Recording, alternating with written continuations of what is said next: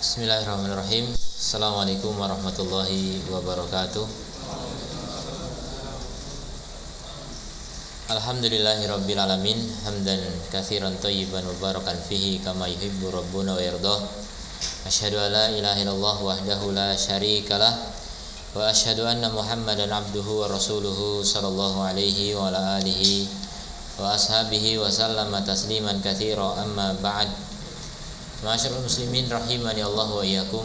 Kita bersyukur pada Allah Subhanahu wa taala yang kembali memudahkan bagi kita sekalian untuk mengikuti kajian membahas akidah dasar dari agama kita. Mudah-mudahan kita dalam berjalan menuju Allah memiliki pijakan yang kokoh agar perjalanan menjadi kuat. Ibarat gedung juga, kalau pondasinya kokoh, gedung itu bisa tinggi, menjulang dan kuat. Dan begitulah tingkatan manusia di surga sesuai dengan tingkat kekuatan akarnya. Siapa yang akarnya kokoh, kuat, maka derajatnya tinggi di surga. Siapa yang akarnya lemah, pondasinya lemah, maka tingkatannya juga rendah kalaupun masuk surga maka rendah. Kita akan lanjutkan kembali pelajaran di kitab Salasatul Usul karya Asy-Syaikh Al-Alamah Al-Imam Muhammad bin Abdul Wahhab At-Tamimi rahimahullahu taala. Terakhir apa? Nazar terakhir berarti udah selesai. Sekarang masuk prinsip yang kedua dari 3 prinsip yang menjadi pembahasan dari kitab ini. Salah satu usul itu 3 prinsip utama, 3 pondasi utama dalam agama kita. Sudah kita bahas yang pertama, yaitu apa? Yang pertama apa? Ma'rifatullah. Nah, sebenarnya ma'rifatullah itu tidak hanya seperti yang sudah kita pelajari. Apa yang sudah kita pelajari itu baru pengantarnya saja.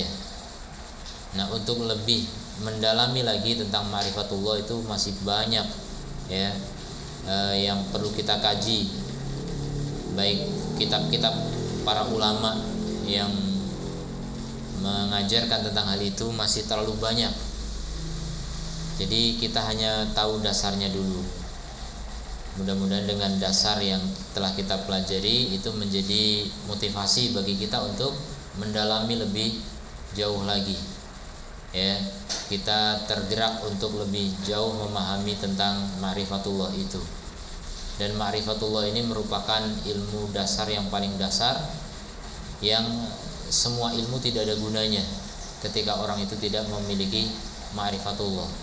Semua ilmu itu sia-sia ketika orang tidak kenal Allah Subhanahu wa ta'ala. Maka menjadi sangat penting sekali orang itu mempelajari ma'rifatullah ini. Di antara metode yang paling efektif untuk ma'rifatullah adalah mempelajari nama-nama dan sifat Allah ta'ala. Dan ulama sudah banyak menjelaskan hal itu, baik dalam karya-karya yang tersebar seperti Syekhul Islam Ibnu Taimiyah dalam berbagai kitabnya, juga Ibnu Qayyim rahimahullah taala dalam berbagai kitabnya. Namun juga ulama mutaakhirin belakangan atau berikutnya yang mengumpulkan khusus dalam satu kitab, misalnya tentang fikih Asmaul Husna, syarah Asmaul Husna dan lain sebagainya. Maka itu diantara kitab-kitab yang lebih mengacu kepada ma'rifatullah. Kalau kita ingin betul-betul mengenal Allah, silahkan dikaji kitab-kitab tentang asma dan sifat Allah Subhanahu wa ta'ala. Jadi sekarang yang kedua yaitu ma'rifatu dinil Islam bil adillah, mengenal agama Islam dengan dalil-dalilnya. Dan ini juga hanya sekedar pengenalan. Adapun mengenal Islam lebih dalam lagi tentu dalam kitab-kitab akidah dan fikih, bahkan kitab-kitab usul fikih, kitab-kitab bahkan bahasa Arab dan sebagainya. Itu untuk mendalami agama ini dengan benar. harus dari yang paling dasar. Yang paling dasar adalah bahasa Arab. Kemudian dalil-dalilnya adalah Al-Quran. Maka termasuk paling dasar adalah menghafal Al-Quran. Nah, itu untuk mendalami agama ini lebih dalam. Dulu ulama mengatakan menghafal Quran itu merupakan pintu pertama dari menuntut ilmu. Makanya dulu orang menghafal Quran dulu. Nah, kebanyakan kita banyak yang belum menghafal Quran, atau hafal hanya sekedarnya yang dipakai untuk sholat, dan itu hanya sekedar syarat untuk bisa sholat saja. Rata-rata juga tidak dipahami gitu. Rata-rata kita tidak memahami bacaan sholatnya bahkan ya. Makanya itulah pentingnya kita belajar bahasa Arab, kemudian mempelajari Al-Quran, ya, mendalami tafsirnya dan sebagainya. Jadi masih panjang, cerita menuntut ilmu masih panjang sekali. Ini hanya muqaddimah semua. Ya, salah satu usul ini merupakan muqaddimah, pengantar saja. Mudah-mudahan dengan itu termotivasi untuk belajar lebih tinggi lagi. Jangan merasa saya sudah khatam salah satu usul, berarti saya sudah punya pondasi kuat. Belum, ya, belum apa-apa, itu cuma pengenalan saja. Kemudian dikatakan di sini bil adillah. Jadi mengenal Islam itu dengan dalil-dalilnya. Ini menunjukkan bahwa Islam itu agama yang berdalil. Islam itu apa? Agama yang berdalil. Karena mengetahui sesuatu tanpa dalil itu hakikatnya bukan ilmu. Ibnu Qayyim mengatakan ilmu itu adalah ma'rifatul huda bidalilihi, mengetahui petunjuk dengan dalil-dalilnya atau dengan dalilnya. Itulah yang disebut dengan ilmu. Kalau orang mengetahui petunjuk, apa hukum sholat wajib, apa dalilnya nggak tahu, itu bukan ilmu, ya. Itu hanya sekedar pengetahuan, belum disebut ilmu, belum disebut ilmu yang hakiki, ilmu yang benar. Maka kita disebut berilmu kalau kita mengetahui bukti, mengetahui dalil. Ya, segala sesuatu itu harus dibuktikan. Segala sesuatu itu harus ada buktinya. Seperti orang mengklaim, kamu punya utang sama saya. Masa? Saya enggak punya utang sama kamu. Iya betul, kamu punya utang sama saya, pokoknya harus bayar. Ya jangan pokoknya, mana buktinya? Mana buktinya saya punya utang? Saya soalnya enggak merasa sama sekali gitu. Nah itu, orang menuduh harus punya bukti. Ya, kalau nggak punya bukti ya nggak sah tuduhan itu. Tuduhan itu tidak sah. Nah itu contoh ya, segala sesuatu itu harus ada bukti. Orang mengaku mencintai Allah juga harus ada buktinya. Orang mengaku mencintai istri saja harus ada buktinya, ya kan? Jangan cuma bilang-bilang I love you tapi buktinya bertentangan, ya. Tidak bisa membuktikan. Wahwa, dan dia adalah, ini pengertian Islam yang sudah kita bahas di muqaddimah kedua, ya, tentang pengertian Islam. Di sini dipertegas lagi. Wahwa al-istislamu lillahi bitauhid. Nah ini tinggal dihafal. Definisi Islam dihafal nih. Jadi ulama itu dulu ada yang menulis pentingnya menghafal dalam menuntut ilmu. Apa saja yang dihafal?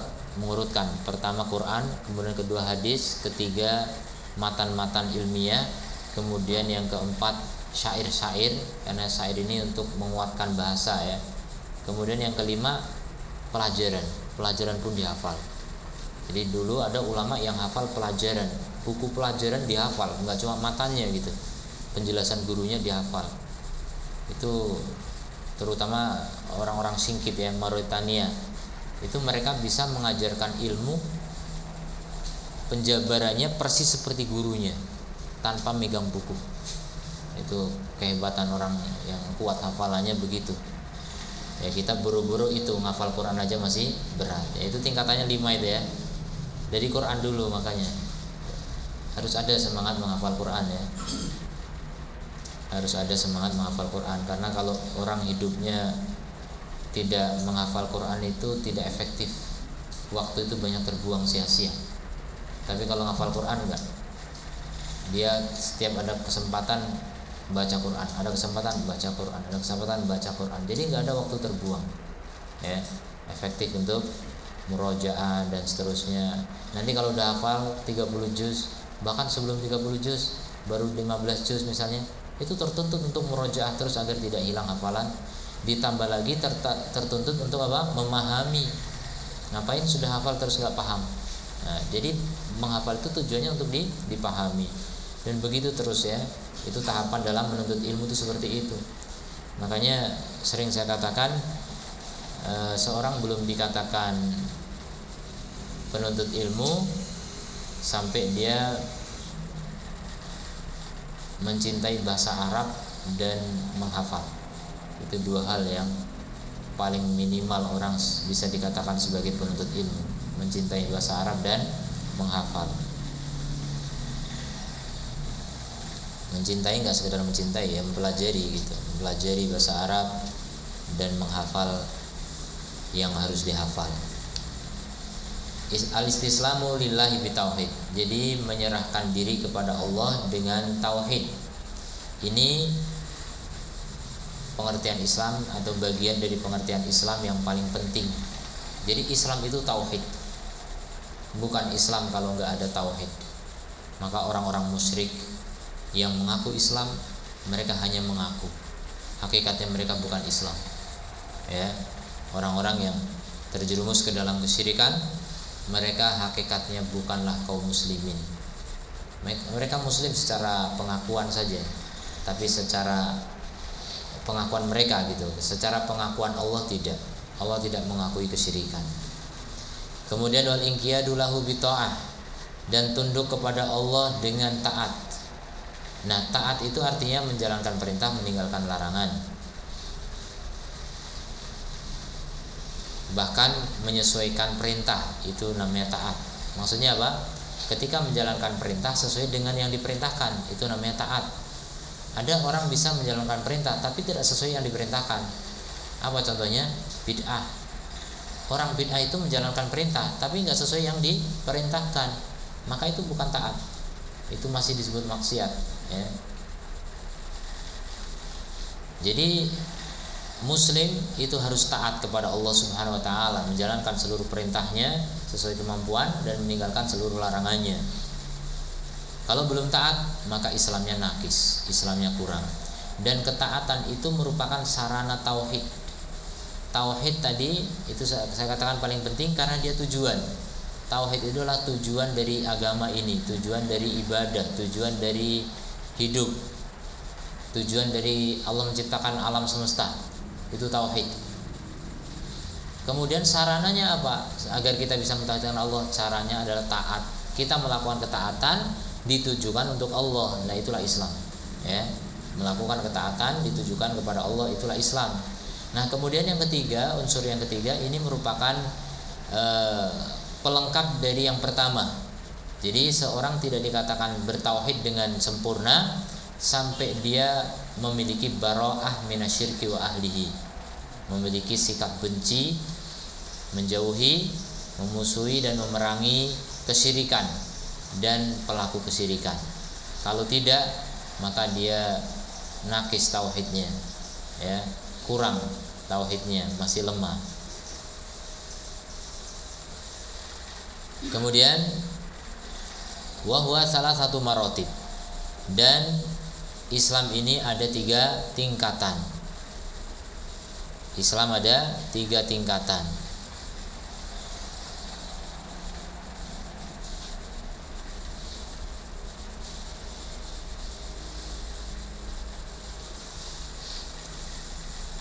Yaitu al-Islam wal iman wal ihsan.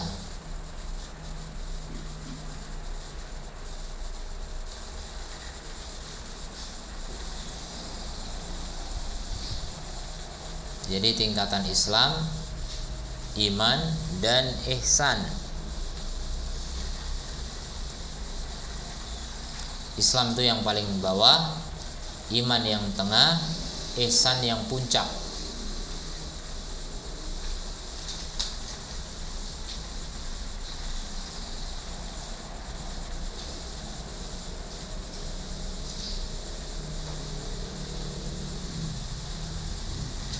dari segi pemeluknya, artinya orang yang berislam atau orang beriman, orang berihsan, maka orang berislam itu yang paling banyak, yang beriman sedikit di antara orang Islam, yang ihsan lebih sedikit lagi di antara orang beriman. Ya, jadi gambarnya seperti piramida gitu. Yang paling bawah orang Islam banyak, makin ke atas makin kecil, makin sedikit. Orang ihsan itu sedikit. Itu kalau ditinjau dari pelakunya. Kalau ditinjau dari ajarannya, maka ihsan itu yang paling luas. Ya. Ihsan itu yang paling luas. Karena ihsan itu mencakup iman dan Islam. Iman ada di dalam ihsan dan Islam ada di dalam iman. Jadi iman yang paling, Islam yang paling kecil, kemudian lebih luas lagi iman, paling luas itu ihsan. Itu ajarannya. Kalau orangnya dibalik, yang paling banyak muslimin, di antara muslimin ada mukminin, di antara mukminin ada muhsinin, paling kecil, paling sedikit. Wa kullu martabatin laha arkan, dan setiap tingkatan dari 3 tingkatan ini memiliki apa? Rukun-rukun. Rukun itu kalau bahasa kita tiang, pilar. Ya. Rumah itu yang paling penting adalah tiangnya, yang merupakan apa? Tonggaknya gitu. Kalau nggak ada itu maka tidak tegak.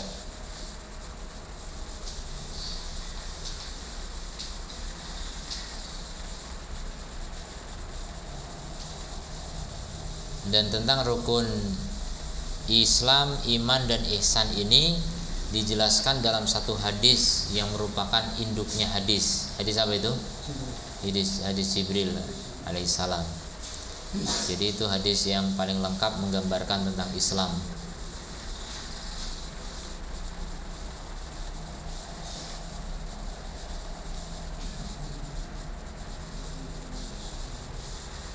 Fa'arkanul Islam khamsatun, maka rukun Islam itu ada 5. Ini juga selain hadis Jibril tadi, berdasarkan hadis Ibnu Umar juga radhiyallahu anhuma, di mana Nabi sallallahu alaihi wasallam bersabda, "Bunyal Islamu ala khamsin." Islam dibangun di atas 5 perkara. Nah, itu 5 perkara itu disebut rukun Islam. Yaitu alla ilaha illallah, syahadatu alla ilaha illallah wa anna Muhammadar Rasulullah, itu yang pertama. Wa iqamis shalah, dan menegakkan salat. Kemudian wa itaiz zakah, menunaikan zakat. Wa shaumu Ramadan, dan puasa bulan Ramadan. Wa hajju baitillahil haram, dan berhaji ke rumah Allah al-haram. Itu rukun Islam. Dan ini semuanya adalah ibadah dohir, mengucapkan syahadat dengan lisan. Bisa jadi batinnya pura-pura, dia nggak masuk Islam, cuma menipu kaum muslimin. Nah, itu munafik. Makanya bisa jadi orang itu muslim dohirnya, tapi batinnya kafir. Ya, batinnya masih kafir, belum mukmin. Jadi tidak semua orang Islam masuk surga kalau begitu. Ya. Kalau ada pernyataan semua orang Islam masuk surga, maksudnya Islam yang diakui oleh Allah, iya. Tapi kalau Islam yang diakui oleh pemeluknya, tidak. Tidak semua orang yang mengaku muslim masuk surga. Kenapa? Karena bisa jadi munafik, bisa jadi belum beriman, atau bisa jadi melakukan pembatal Islam, sadar atau tidak sadar. Kemudian akan dirinci satu persatu dalil dari masing-masing rukun Islam ini. Wa dalilu syahadati qauluhu ta'ala, dan dalil syahadat adalah surat Al-Imran ayat 18. Syahidallahu annahu la ilaha illa huwa. Allah bersaksi bahwasanya tidak ada sesembahan yang benar kecuali Dia, wal malaikatu, dan juga para malaikat, wa ulul ilmi, dan orang-orang yang berilmu, qaiman bil qisti, mereka menegakkan keadilan, La ilaha illa huwa al-azizul hakim. Tidak ada sembahan yang benar kecuali Allah, dan Dia yang maha perkasa dan bijaksana. Jadi ayat ini berisi tentang persaksian la ilaha illallah. Nah, ini sebagai dalil tentang syahadat la ilaha illallah. Siapa yang menjadi saksi akan la ilaha illallah? Di sini Allah sebutkan 3. Yang pertama Allah sendiri menjadi saksinya. Ya. Seperti ayat yang lain Allah mengatakan Allah mengirim Rasulnya dengan huda dan dinil haq untuk mengalahkan seluruh agama. Itu akan terjadi pasti. Islam akan mengalahkan seluruh agama. Kalau kalian tidak percaya, Allah bilang wa kafa billahi syahida. Cukup Allah sebagai saksinya. Gak percaya gak masalah. Allah sendiri yang menjadi saksi. Nah, di sini Allah menjadi saksi keesaannya. Allah satu-satunya sesembahan yang benar. Itu Allah sendiri yang menjadi saksi. Kemudian ditambah lagi, tidak cuma Allah, ditambah lagi malaikat, wal malaikatu. Di antara makhluk Allah, malaikat adalah makhluk Allah yang suci dari dosa, tidak punya dosa. Ya, wa yaf'aluna ma yu'marun, la ya'suna Allah ma amarahum wa yaf'aluna ma yu'marun. Mereka tidak pernah bermaksiat kepada Allah, dan mereka selalu menjalankan apa yang Allah perintahkan. Itulah para malaikat. Jadi kalau kita tahu di sana ada makhluk Allah yang selalu taat, itu menjadi pelajaran juga bagi kita ya. Mudah-mudahan kita juga bisa mencontoh karakter malaikat itu. Kita dibekali nafsu, malaikat enggak dibekali nafsu. Wajar malaikat tidak pernah maksiat. Kalau kita, wajar kita maksiat. Tapi tetap agama memotivasi kita untuk apa? Mengekang nafsu. Ya. Jadi siapa yang berhasil mengekang nafsunya, maka akan melangkahi malaikat. Ya. Melangkahi malaikat. Kenapa? Lawang dia punya nafsu tapi bisa ditahan, bisa ibadah taat seperti malaikat. Ini derajatnya di atas malaikat. Karena malaikat tidak punya nafsu, kita punya nafsu. Maka beruntunglah kita menjadi manusia. Karena hakikatnya memang makhluk yang paling mulia itu manusia sebenarnya. Ya. Maka itulah kita menjadi makhluk terbaik. Kemudian berikutnya Allah bawa di antara manusia adalah wa ulul ilmi, dan orang-orang yang diberi ilmu. Hanya mereka yang Allah bawa, yang Allah percaya untuk menjadi saksi keesaan Allah Subhanahu wa taala.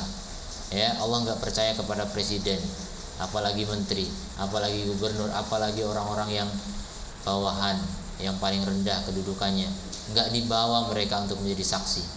Yang Allah bawa, yang Allah angkat untuk menjadi saksi tentang persaksian yang paling agung, yang paling besar, itu adalah para ulama. Ini menunjukkan mangkobah ulama ya, kedudukan ulama. Ini menunjukkan keutamaan ulama. Ulama itu makhluk Allah yang paling mulia. Ulama itu adalah makhluk Allah yang paling mulia bersama malaikat. Bahkan persaksian mereka disejajarkan dengan persaksian Allah dan malaikat. Ya, kemudian yang menunjukkan lagi mereka adalah orang terbaik, Allah mengangkat mereka sebagai saksi, dan tidak mungkin Allah mengangkat saksi dari orang yang berkhianat. Ini menunjukkan Allah paling percaya kepada para ulama. Ulama itu orang-orang kepercayaan Allah. Dalam hadis Nabi mengatakan, yahmilu hadzal din min kulli khalafin uduluhum.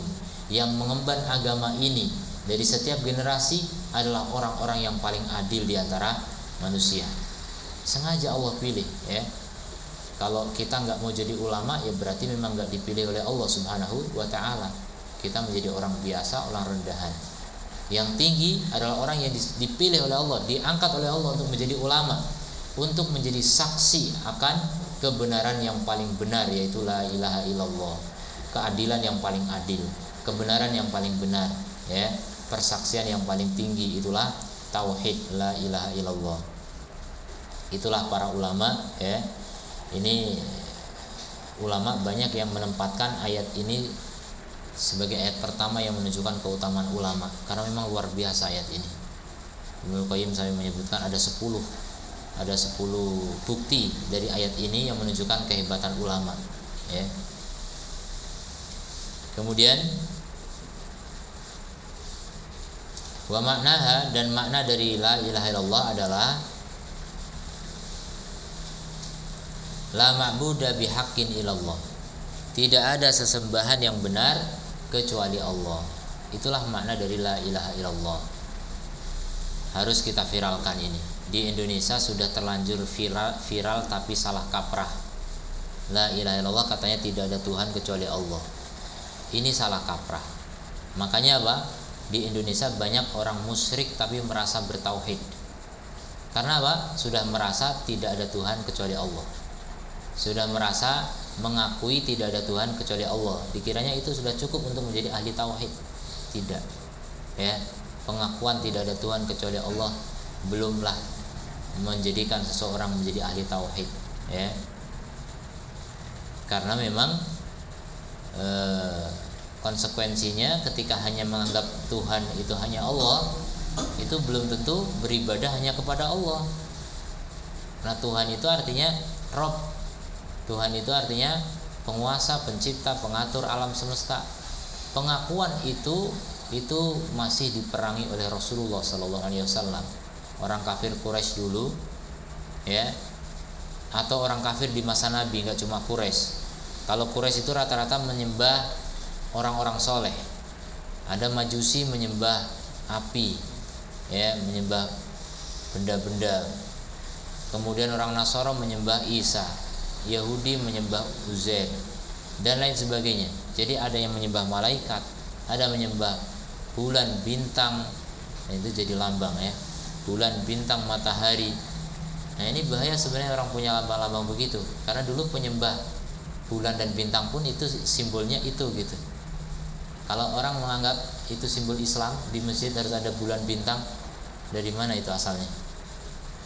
Gak ada bukti dari Quran maupun hadis. Kita itu penyembah Allah, bukan penyembah bulan bintang. Jadi Islam gak identik dengan bulan bintang, gak ada hubungannya. Jadi itu dulu diperangi semua oleh Nabi. Yang menyembah malaikat, yang menyembah Nabi, yang menyembah orang soleh, yang menyembah patung, ya. Patung itu simbol untuk orang soleh kebanyakan. Kemudian yang menyembah pohon, menyembah batu, menyembah macam-macam, semuanya itu sama mereka. Mereka diperangi oleh Nabi SAW dengan bentuk ibadah yang berbeda-beda, tapi Nabi tidak membeda-bedakan. Semuanya sama-sama musyrik, kafir, belum Islam. Padahal mereka semua mengakui penciptanya Allah. Semua mereka mengakui penciptanya Allah, ya. Bahkan Fir'aun yang mengaku sebagai Tuhan pun meyakini bahwasanya Tuhannya Musa itu benar, ya. Wajahadu biha wastaiqanatha anfusuhum dzulman wa uluwan. Fir'aun dan bala tentaranya itu mengingkari Tuhannya Musa, padahal hati mereka mengakuinya. Cuma karena kedoliman dan kesombongan, akhirnya mereka tidak mau mengakui itu. Nah, itulah manusia, ya. Semua manusia sebenarnya mengakui Allah sebagai Tuhan, tapi pengakuan itu belumlah disebut sebagai muslim, ya. Itu musyrik masih begitu. Musyrik sudah meyakini itu. Maka harus ditegaskan kepada semuanya bahwa la ilaha illallah itu artinya tidak ada ilah yang hak. Ilah itu ma'bud. Ma'bud itu sesembahan. Jadi tidak ada sesembahan yang benar kecuali Allah. Jadi silahkan merasa pede sudah meyakini Allah sebagai Tuhan semesta alam yang beri rezeki dan sebagainya. Itu sudah merasa Islam sejatinya, ya. Itu diperangi oleh Rasulullah SAW. Jadi kita tidak hanya asal nuduh, kita tidak hanya mengatakan itu syirik. Kita cuma nuduh, tidak. Itu berdasarkan kenyataan fakta dalam ayat dan hadis bahwa Nabi SAW memerangi mereka yang sudah mengatakan Allah sebagai Tuhan. Ya, maka tidak sah ketika orang mengatakan la ilaha illallah dengan tidak ada Tuhan kecuali Allah. Maka yang tepat Tuhan ini diganti dengan sesembahan, biar jelas. La ilaha nafian jami'a ma yu'badu min dunillah. La ilaha itu adalah menafikan semua yang disembah dari selain Allah, apapun, semua sesembahan. Illallah itu adalah musbitan, penetapan ibadah itu hanya untuk Allah semata, tidak ada sekutu baginya dalam beribadah kepadanya. Jadi kita tidak boleh beribadah kepada Allah sekaligus kepada yang lain. Dan ini banyak yang tidak sadar, sudah beribadah kepada selain Allah tapi tidak merasa beribadah kepada selain Allah karena faktor tidak paham makna ibadah. Itu juga banyak. Ya, banyak orang yang tidak paham tentang makna ibadah. Banyak yang mengira ibadah itu cuma rukun Islam itu. Padahal itu hanya sebagian dari makna ibadah.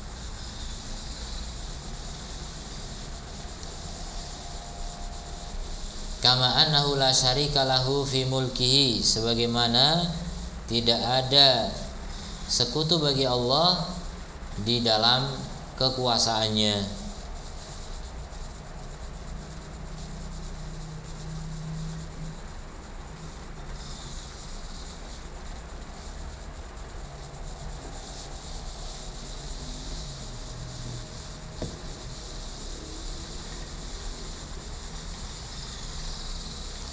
Jadi biar jelas makna la ilaha illallah tadi ya saya tuliskan.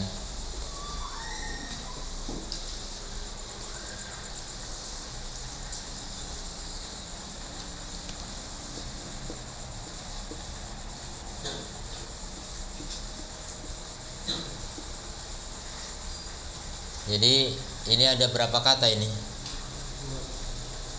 Kak, berapa kata? Salah. Hah? Dua?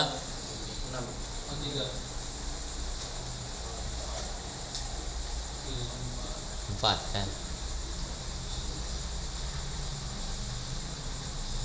Ini ada 4 kata.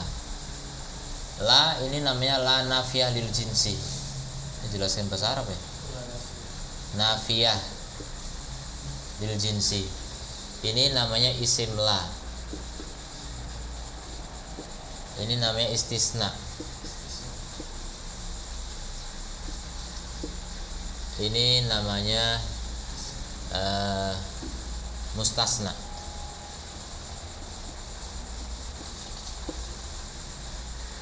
Nah, di sini kalau ungkapan bahasa Arab la ilaha itu belum sempurna. Walaupun ada kata ilallah itu belum sempurna. Kenapa? Karena tidak bisa dipahami dengan benar ketika kita mengatakan tidak ada sembahan kecuali Allah. Bisa jadi orang, karena di sini belum ada khobar ya, khobar la, butuh kepada khobar la, khobar la-nya itu mahdhuf, la nafiyah. Itu harus ada khobar yang hilang di sini. Ada khobar yang hilang. Nah, di sini harus ditetapkan khobar itu. Nah, penetapan khobar inilah yang kemudian terjadi perbedaan pendapat di kalangan kaum muslimin ya. Salah dalam menetapkan khobar, salah juga dalam memahami la ilaha illallah. Ada di kalangan ahli kalam yang mereka mengartikan khobarnya dengan maujud. Artinya apa? Ada. Tidak ada sesembahan yang ada kecuali Allah. Tidak ada sembahan yang ada kecuali Allah. Jadi berarti apa kalau begitu? Semua sesembahan yang ada adalah Allah. Tidak ada sembahan yang ada ini semuanya kecuali Allah. Nah, ini jelas batil. Bagaimana yang betul menetapkan khobar di sini? La nafiyah, penafian itu ada 3 kemungkinan. Nafi itu ada 3 ya. Nafi ada 3 kemungkinan. Pertama nafi wujud, kemudian nafi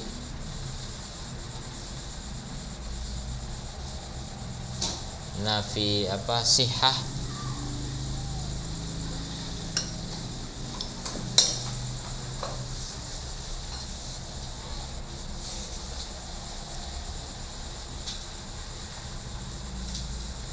Nafi sihah itu artinya kebenaran.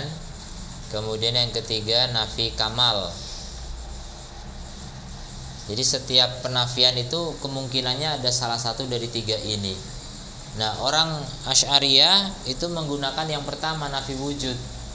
Tidak ada ilah yang berwujud kecuali itu adalah Allah.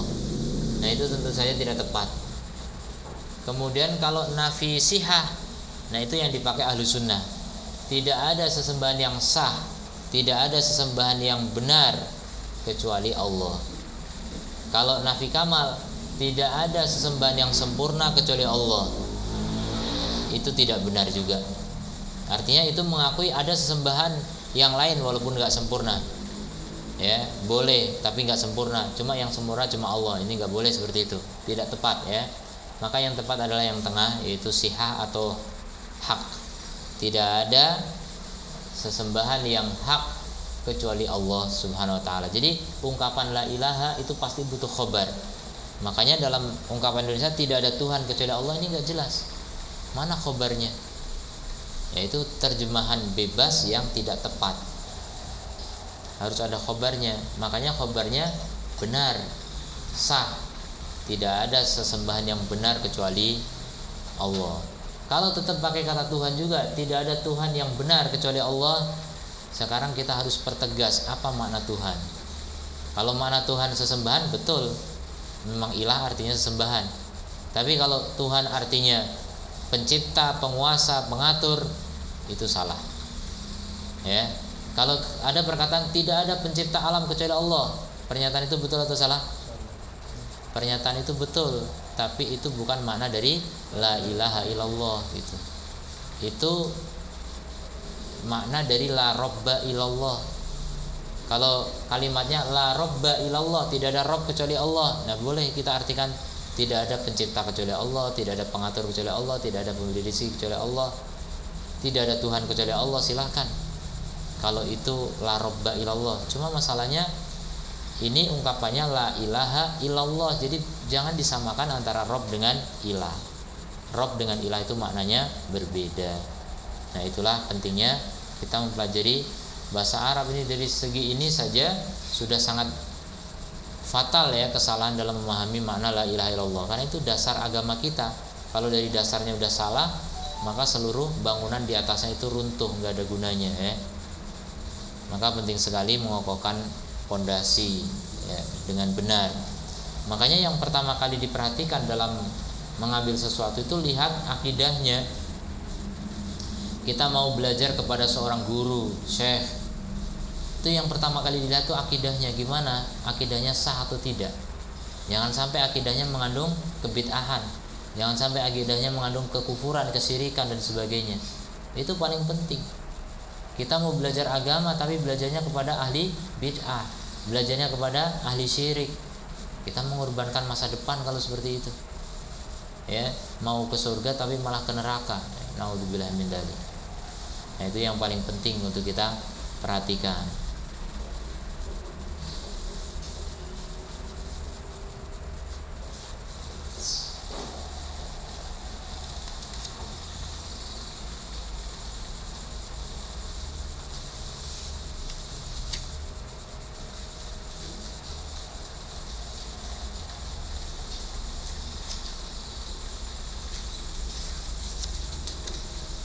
Kemudian wa tafsiruha alladhi yuwaddihuha, dan tafsir dari la ilaha illallah yang menjelaskannya. Ya, namanya tafsir itu menjelaskan ya, tafsir itu menyingkap, menjelaskan.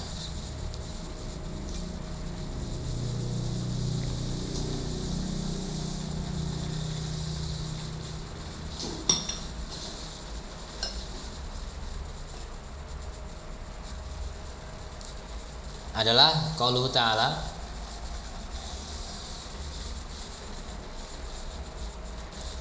wa id qala Ibrahimu li abihi,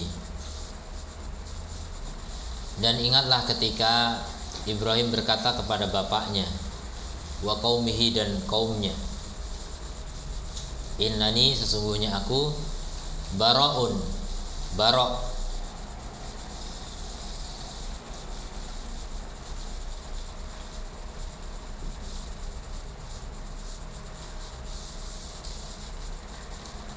Aku barok itu apa?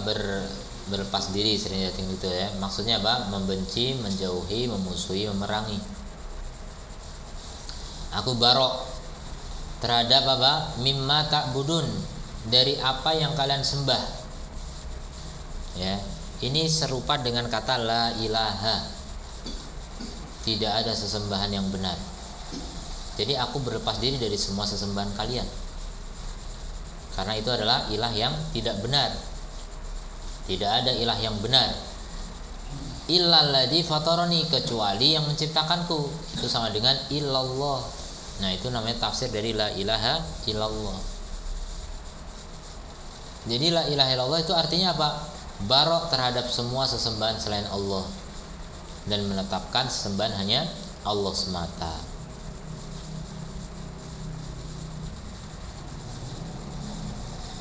Fa innahu sayahdin, maka Allah pasti akan memberiku hidayah. Wa ja'alaha kalimatan baqiyatan fi aqibihi, dan Allah menjadikannya sebagai kalimat yang kekal di keturunannya. Maka keturunan Nabi Ibrahim itu rata-rata menjadi nabi juga, sampai kepada nabi yang terakhir yaitu Muhammad SAW. Ternyata ada keturunan Ibrahim yang masih menjaga la ilaha illallah. Nabi Muhammad sebelum jadi nabi bebas dari kesyirikan, padahal masyarakat semua sekitarnya apa? Kaum musyrikin. Nah, itu dijaga oleh Allah Subhanahu wa taala. La'allahum yarji'un, mudah-mudahan mereka kembali kepada kebenaran.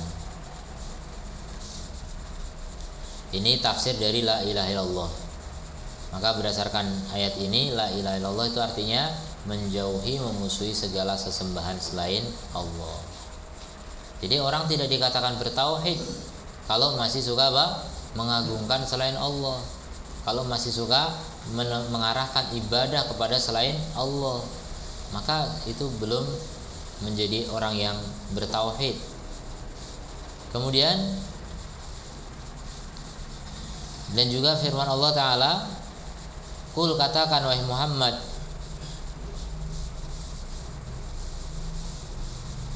ya ahlal kitab, wahai ahli kitab, yaitu Yahud dan Nasara. Jadi Nabi diperintahkan oleh Allah untuk berdialog dengan Yahud dan Nasara. Ya ahlal kitab, wahai ahli kitab. Ini menunjukkan dialog dengan mereka sesuatu yang disyariatkan, asal orang itu punya ilmu. Kemudian apa? Nabi disuruh mengatakan, ta'alau ila kalimatin sawain, mari kemari menuju kalimat yang sama, bainana wa bainakum, antara kami dan kalian. Apa itu kalimat yang sama? Allah na'budu illallah, kita tidak beribadah kecuali kepada Allah.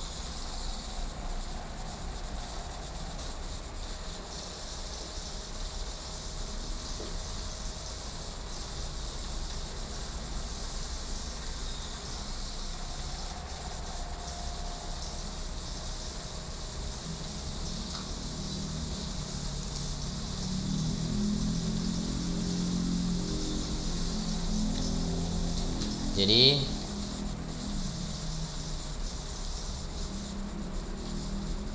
orang yang mengucapkan la ilaha illallah itu artinya tidak beribadah kecuali kepada Allah. Kami tidak beribadah kecuali kepada Allah. Seluruh ibadah kepada selain Allah itu batil. Wala nusyriku bi syai'a. Nah, dipertegas lagi berikutnya, kami tidak menyekutukan Allah dengan sesuatu pun. Menyekutukan artinya menggabungkan atau menyerupakan. Jadi menggabungkan makhluk bersama Allah dalam tujuan ibadah, itu namanya syirik. Atau menyerupakan, yaitu menyerupakan makhluk dengan Allah dalam sifat yang merupakan kekhususan bagi Allah, atau dalam hak yang merupakan kekhususan bagi Allah. Ibadah itu hak Allah murni. Maka ketika diarahkan kepada mayit, kepada nabi, kepada malaikat, itu berarti menyekutukan makhluk dengan Allah Subhanahu wa taala. Wala yattakhidha ba'duna ba'dan arbaban min dunillah, dan sebagian kami tidak menjadikan sebagian yang lain sebagai Tuhan-Tuhan selain Allah. Fa in tawallau, kalau mereka berpaling, faqulu syhadu bi anna muslimun. Ya, kalau mereka berpaling maka saksikan, maka ucapkanlah, saksikan bahasanya kami orang muslim. Ya udah. Ya, jadi yang penting kita bisa menjaga diri sebagai orang muslim sampai mati.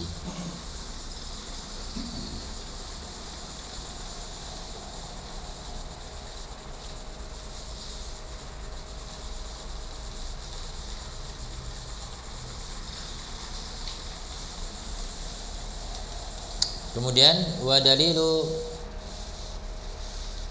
syahadati anna Muhammadan Rasulullah adalah firman Allah Ta'ala dalam surat At-Taubah ayat 128, laqad ja'akum rasulun min anfusikum, sungguh telah datang kepada kalian rasul dari diri kalian.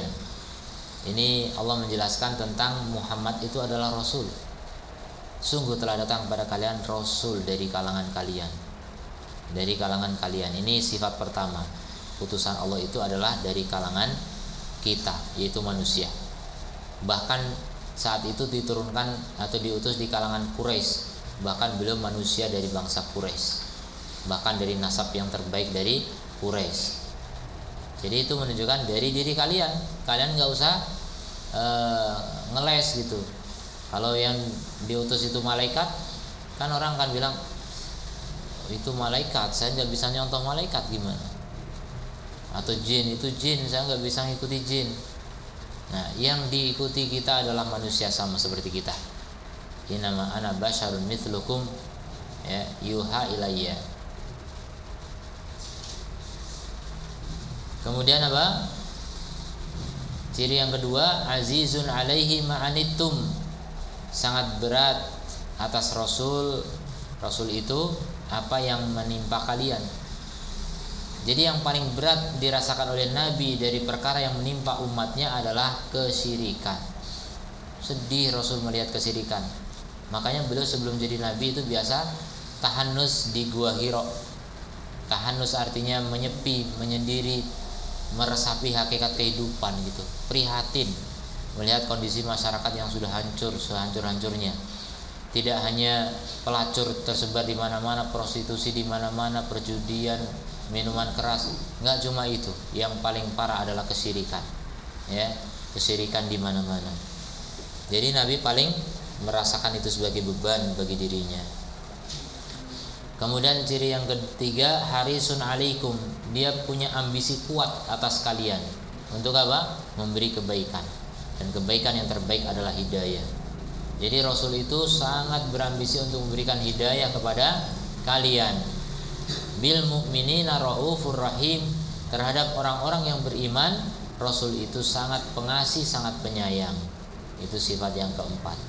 Nah, ini 4 sifat Rasul sallallahu alaihi wasallam yang disebutkan dalam satu ayat.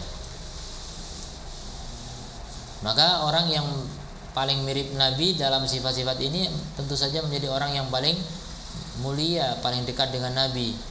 Ya, Nabi mengatakan akrabun nasi manzilatan, akrabun nasi minni manzilatan yaumal qiyamah hasinum akhlaqan. Orang yang paling dekat kedudukannya denganku pada hari kiamat adalah orang yang paling bagus akhlaknya. Jadi paling mirip dengan akhlak Nabi itu orang yang paling dekat dengan Nabi sallallahu alaihi wasallam. Coba itu miliki itu akhlak-akhlak itu. Kalau yang pertama nggak bisa ditiru, ya itu memang udah jatah ya. Kita diciptakan di mana, keturunan mana, itu udah nggak bisa milih kita. Yang tiga yang bisa kita pilih. Pertama, bagaimana kita merasakan beban penderitaan umat. Hidup kita mikirin umat. Nah, itu pikiran Rasul begitu. Ya, di antara manusia yang mikirin umat siapa? Ya para dai, para ulama, para ustadz, para guru. Itu mikirin umat. Makanya ngapain bikin pesantren? Biar umat itu belajar. Ya, ngapain ngajar di masjid-masjid? Biar umat itu belajar. Ngapain nulis kitab-kitab? Biar umat itu belajar. Dan begitu seterusnya. Itu hakikat orang yang memikirkan nasib umat. Keadaannya seperti itu. Jadi, dan itu diawali dari belajar. Nggak mungkin orang bisa mikirin umat kalau dia nggak punya ilmu ya. Dia harus belajar agar bisa memberi pencerahan bagi umat. Kemudian harisun alaikum, berambisi untuk beri hidayah kepada kalian. Jadi ambisinya bukan ngumpulin duit, ambisinya bukan ngeruk harta sebanyak-banyaknya, popularitas setinggi-tingginya, jabatan setinggi-tingginya, tidak. Ambisinya adalah menyampaikan hidayah. Bagaimana semua orang dapat hidayah. Itulah jiwa Rasul dan itulah jiwa para pengikut Rasul. Makanya ciri-ciri pengikut Rasul yang hakiki adalah yang berdakwah di atas basirah. Ya, qul hadi sabili, katakan wahai Muhammad, inilah jalanku. Ya, ad'u ilallah, berdakwah kepada Allah ala basiratin, di atas basirah. Ana wa manitaba'ani, itu jalanku dan orang-orang yang mengikutiku. Lihat, pengikut Rasul itu cirinya apa? Berdakwah di atas basirah. Ya, berdakwah di atas ilmu. Kemudian bil mukminin raufur rahim, terhadap orang mukmin sangat pengasih, sangat penyayang. Kemudian wa makna syahadati anna Muhammadan Rasulullah, dan makna syahadat Muhammad Rasulullah yaitu ada 4. Ya, makna dari syahadat Rasul ada 4. Yang pertama ta'atuhu fi ma amara, mentaatinya dalam apa yang beliau perintahkan. Ya, gampangnya mentaati perintahnya. Ya, mentaati apa? Perintah beliau sallallahu alaihi wasallam.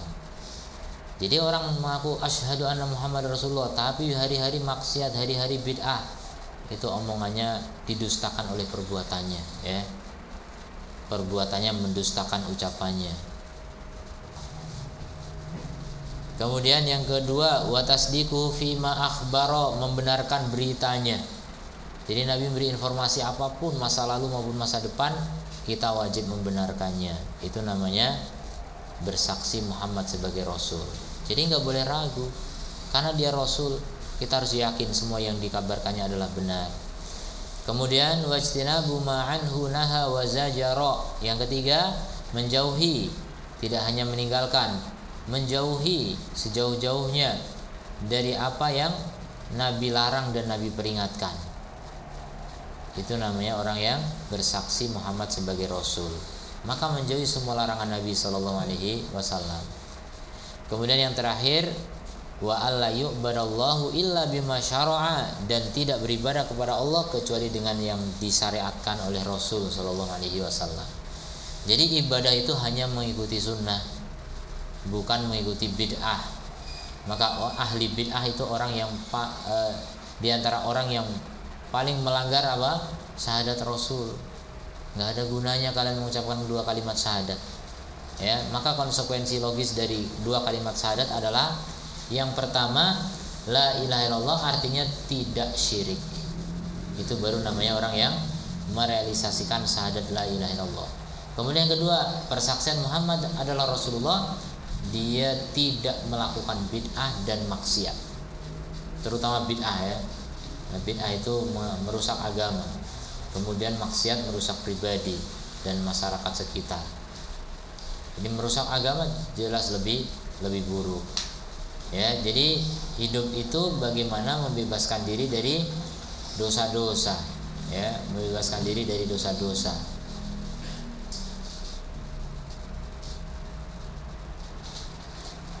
Kemudian wa alla yu'badallahu illa bima syara'a, jadi tidak beribadah kepada Allah kecuali dengan yang beliau syariatkan. Ini mengingkari semua bentuk kebid'ahan. Nah, ini yang kita pelajari pada kesempatan ini sampai pada apa? 2 kalimat syahadat, ya, dalil 2 kalimat syahadat. Insyaallah nanti kita lanjutkan berikutnya. Kalau ada pertanyaan silakan.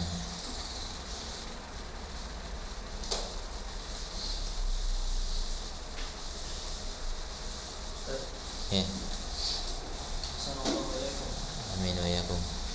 Dengan penjelasan la ilaha illallah tadi, Ustaz, berarti kan di antara kata la ilaha dan illallah harus ada khobarlah tadi, Ustaz. Ya. Yang berarti dia yang benar penafiannya secara sihah.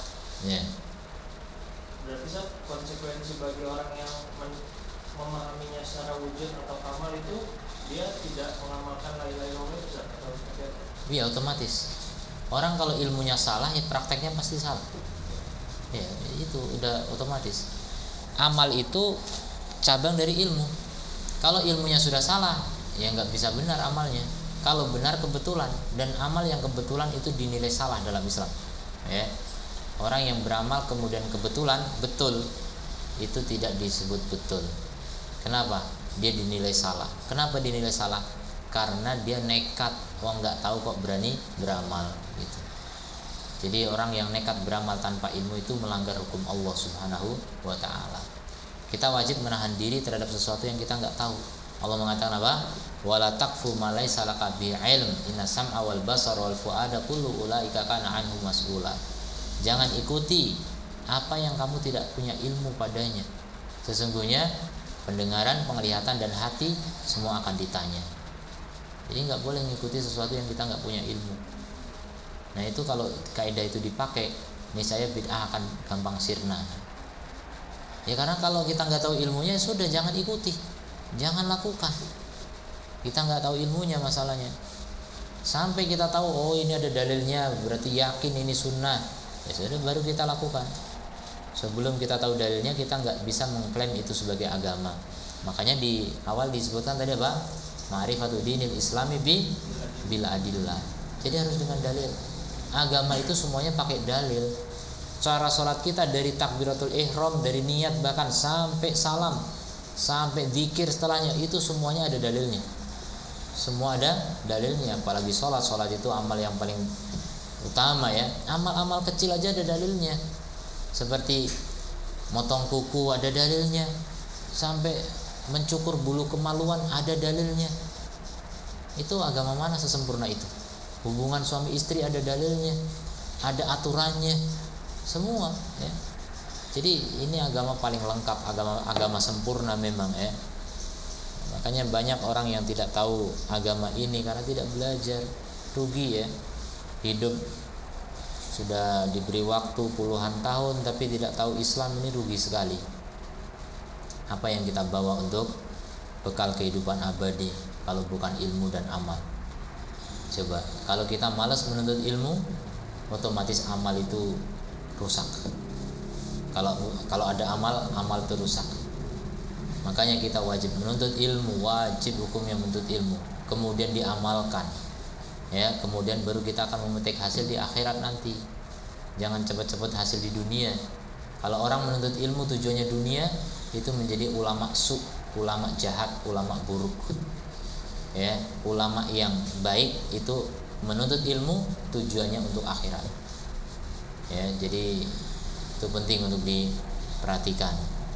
Jadi semua ilmu kita, semua amal kita itu tujuannya adalah akhirat, tujuannya ridho Allah semata. Ya. Dulu dakwah Nabi itu kan untuk menegakkan kalimat tauhid ini, Ustaz. Berarti kan otomatis orang-orang musyrikin yang kembali kepada Islam itu kan sudah dipahami oleh Nabi Azza makna dari la ilaha illallah itu. Sedangkan yang di zaman sekarang ini kita juga tentu punya tujuan untuk mengajak orang-orang yang belum Islam agar masuk dalam Islam. Namun kan ketika dia mengucapkan dua kalimat sehari itu sekedar mengucapkan gitu, sedangkan mereka tidak tahu maknanya dan penerapannya dengan benar. Yeah. Otomatis kan berat juga tanggung jawab orang yang memasukkan Islam tanpa mengajarkannya itu. Atau yang penting ya udah masuk Islam dulu, menyebutkan itu tanpa tahu detail dari maknanya. Iya. Iya betul. Berat tanggung jawab orang yang memasukkan Islam, memasukkan orang ke dalam Islam. Sebagaimana berat juga kita bertetangga dengan orang yang nggak tahu Islam. Sama. Itu tanggung jawab semua. Nggak cuma yang memasukkan ke dalam Islam, yang kita lihat orang Islam sehari-hari di sekitar kita dan nggak tahu Islam, itu tanggung jawab siapa? Tanggung jawab orang yang tahu untuk memberitahu yang belum tahu. Kalau kita yang tahu kemudian nggak ada keinginan memberitahu, kita nggak bertanggung jawab. Ya, kita tidak amanah diberi ilmu oleh Allah Subhanahu Wa Taala. Itu ada hisabnya nanti di akhirat. Ada pertanyaan nanti di akhirat. Ilmu apa yang diamalkan. Jadi tidak akan bergeser dua telapak kaki Adam, anak Adam, sampai ditanya 4 hal, dalam riwayat 5 hal. Salah satunya an ilmihi, tentang ilmunya, mada amila fi, mana yang diamalkan. Termasuk pengamalan ilmu adalah mengajarkan ilmu. Ya, termasuk mengamalkan itu mengajarkan ilmu. Mengajarkan ilmu kan itu bagian dari perintah agama. Kita tahu itu diperintahkan gitu. Kita amalkan, kita mengajarkan kepada orang-orang yang tidak tahu. Ya sudah, itu tanggung jawab. Demikian juga orang yang baru masuk Islam, sama semua. Enggak cuma orang masuk Islam, orang yang sudah Islam dari bayi banyak yang enggak tahu Islam, banyak sekali. Banyak yang enggak ngerti makna la ilaha illallah itu banyak sekali. Ya. Bahkan dikasih tahu ngeyel, enggak percaya dan sebagainya, itu juga banyak sekali. Makanya berat memang dakwah itu. Ya. Kalau seandainya dakwah memang harus merubah orang dari salah menjadi benar, tentu tidak ada yang sanggup. Tapi alhamdulillahnya dakwah itu tidak sampai setingkat itu. Dakwah itu yang penting menyampaikan. Kata Nabi apa? Kata Allah terhadap Nabi, wa ma 'alaika illal balagh. Tidak ada kewajibanmu kecuali menyampaikan. Udah, sampaikan saja. Masalah menerima alhamdulillah, enggak menerima ya sudah disampaikan lagi gitu, sabar terus disampaikan. Sampai Allah beri hidayah, semuanya di tangan Allah. Nabi tidak bisa memberi hidayah apalagi kita. Ya sudah, tugas kita menyampaikan.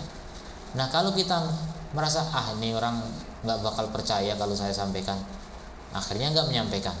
Nah, itu nanti tanggung jawab kita di hadapan Allah. Kenapa nggak kamu sampaikan? Tahu dari mana dia nggak menerima? Udah pesimis duluan ya. Sampaikan saja dulu ya. Masalah diterima nggak terima itu urusan Allah. Jadi tanggung jawab kita itu menyampaikan. Kita tahu ilmu, sampaikan. Semua kita udah tahu ilmu, sedikit atau banyak kita punya ilmu. Itu yang sedikit harus kita sampaikan. Ya, jadi ilmu itu kewajibannya ada dua. Yang pertama diamalkan, yang kedua disampaikan. Setiap ilmu begitu. Harus ya. Zakat ilmu itu dengan diajarkan. Maka orang yang tidak mengajarkan ilmu, tidak menyampaikan ilmu, dianggap sebagai tidak menunaikan zakat ilmu. Dan orang enggak menunaikan zakat artinya meninggalkan kewajiban. Zakat itu wajib ya. Jadi dosa ya, orang enggak mau mengajarkan ilmu kepada orang lain. Itu tanggung jawab kita. Makanya memang dosa kita itu banyak sebenarnya, sangat banyak. Banyak dosa kita itu. Ya, tentang amar ma'ruf nahi mungkar. Rata-rata kita tidak sanggup menegakkan dengan sempurna, dengan baik. Enggak usah sempurna lah. Melakukan 50% saja kan masih jauh. Jadi itu semuanya tanggung jawab. Yang penting kalau kita sudah menyadari itu sebagai tanggung jawab, mungkin sekarang belum mampu atau belum tergerak, masih malas-malesan gitu. Mudah-mudahan kalau kita sudah tahu ilmunya, ya, di hari yang akan datang kita bisa memperbaiki. Kalau tidak tahu ilmunya, pikirannya udahlah hidup yang penting aman, sehat, sejahtera, sentosa, bahagia lahir batin, dunia akhirat. Ngomong gitu mah gampang. Gimana realisasinya tuh gimana gitu. Kita kalau sering dengerin orang ngasih sambutan, kata-kata mutiara, pepatah, gampang ngomong kayak gitu. Mana realisasinya gitu. Dan tidak bisa orang mewujudkan bahagia dunia akhirat kecuali dengan ilmu dan amal, itu kuncinya. Mana buktinya ilmu dan amalnya mana? Setiap Jumat, tadi juga Jumat, khatib selalu mengingatkan apa? Takwa kepada Allah. Tingkatkan, mari kita tingkatkan takwa, mari kita tingkatkan takwa. Tapi apa realisasinya? Enggak belajar. Gimana bisa meningkatkan takwa? Takwa itu dengan belajar dan beramal, kemudian berdakwah. Itu yang sempurna. Ya, 3 ini harus terus ditingkatkan gitu. Baru itu namanya meningkatkan takwa. Meningkatkan takwa cuma manggut-manggut aja ya. Udah, tingkatkan takwa sambil tidur. Gimana mau tingkatkan takwa kayak gitu? Yang korupsi tetap korupsi, yang bid'ah tetap bid'ah, yang syirik tetap syirik. Nggak ada peningkatan sama sekali. Khutbah itu hanya formalitas seakan-akan ya. Khatib itu menyampaikan nasihat takwa ya formalitas. Kalau nggak menyampaikan itu nanti nggak sah khutbahnya. Jamaah banyak yang tertidur dan sebagainya. Jadi ya memang itulah tugas dakwah ya. Sangat berat memang karena memang hadiahnya tuh besar ya. Hadiahnya kalau orang berhasil berdakwah itu akan dikumpulkan dengan para nabi. Karena tugas paling mulia adalah berdakwah di muka bumi, menyampaikan kebenaran kepada siapapun, dimanapun, kapanpun, dimanapun, kepada siapapun, kapanpun. Sudah dakwahi saja semua orang, ketemu siapapun dakwah ya, kita sampaikan risalah ini kepada semuanya. Dan nggak harus serta merta sini saya ajari gitu, nggak harus gitu-gitu langsung, nggak. Ya kita kenalan dulu, pendekatan dulu, ngobrol baik-baik, nanti akhirnya diajak ngaji gitu. Karena semua orang itu harus ngaji, ya walaupun pengajian nggak banyak, tapi nanti insya Allah akan meningkat ketika orang yang ngaji itu mulai banyak, yang makin serius ngajinya bisa menjadi guru, mengajarkan dan seterusnya, akan ada peningkatan. Nanti semua masyarakat ngaji semua. Nah itulah masyarakat yang ideal tuh begitu. Semua harus ngaji. Jangan dikira ngaji cuma anak pesantren, cuma di masjid-masjid. Semua rumah itu harus ada pengajian. Idealnya begitu. Ya, setiap rumah itu terlalu banyak ya. Setiap RT lah. RT kan kumpulan dari beberapa rumah. Berapa rumah itu setidaknya? 4 minimal. 25. Paling banyak apa paling dikit? Paling dikit 25. 25 rumah ada satu RT. Ya sudah itu. Satu RT harus ada satu pengajian. Apa yang dipelajari? Akidah, fikih. 2 hal itu yang wajib. Harus sampaikan kepada umat. Kalau enggak satu masjid, satu musola itu harus ada pengajian itu. Itu kewajiban semuanya gitu. Sebagai RT jangan hanya menegakkan keamanan lingkungan, tapi enggak menegakkan keamanan dunia akhirat. Kan orang kadang bangga gitu bisa menegakkan keamanan, kesejahteraan dunia. Akhiratnya gimana? Bolong akhirat. Di situ banyak maksiat, di situ banyak orang enggak sholat, di situ. Itu tanggung jawab di akhirat gimana itu nanti itu? Berat itu tanggung jawab di hadapan Allah Subhanahu wa taala. Semua kita bertanggung jawab. Udah. Jadi kan khobarlahnya lama Buddha bihakin ya? Iya, bihakin atau hakun? Lama Buddha itu. Lama Buddha itu masih la ilaha sama. Tapi bihakunnya itu. Hakun. Itu kan ada di Quran. Yang mana? La ilaha bihakin itu. Enggak ada. Tidak. Terakhir Ya. dengan apa? Wal bara'atu minasyirki wa ahli ini tadi kan Ustaz menjelaskan dikaitkan dengan memilih guru dalam mempelajari ilmu syar'i. Iya. Apakah ini untuk semua bidang ilmu? Kalau akidah itu kan jelas, kalau mengacu kepada yang akidah itu pasti jelas. Tapi kan ada juga bidang ilmu seperti tafsir atau sekedar setoran hafalan. Tapi ada beberapa dari kita itu yang mungkin gurunya belum benar akidahnya, itu apakah memberikan pengaruh? Iya, jelas. Ulama tetap mensyaratkan begitu. Tidak boleh mengambil ilmu dari ahli bid'ah, ilmu apapun, walaupun ilmu matematika sekalipun. Kenapa? Karena hidup bergaul itu, pergaulan itu mempengaruhi. Dan guru itu pengaruhnya sangat besar kepada murid. Pepatah kita bilang apa? Guru kencing berdiri, murid kencing berlari. Memang begitu, pasti berpengaruh gitu. Pasti berpengaruh. Makanya jangan sembarangan mengambil guru. Nah, kemudian ulama memberikan pengecualian, kecuali ada satu cabang ilmu yang tidak prinsip, kemudian tidak didapati guru kecuali ahli bid'ah, dan terpaksa memang harus belajar. Kalau enggak ilmu bisa mati. Nah itu boleh terpaksa. Kalau kondisinya enggak darurat, enggak terpaksa, maka hindari. Ya, belajarlah kepada ahli yang memang betul-betul ahli. Dan keahlian dalam mengajar itu dilihat dari akidahnya. Itu yang pertama kali. Udah, kita cukupkan. Subhanakallahumma wa bihamdika asyhadu an la ilaha illa anta astaghfiruka wa atubu ilaik. Assalamualaikum warahmatullahi wabarakatuh.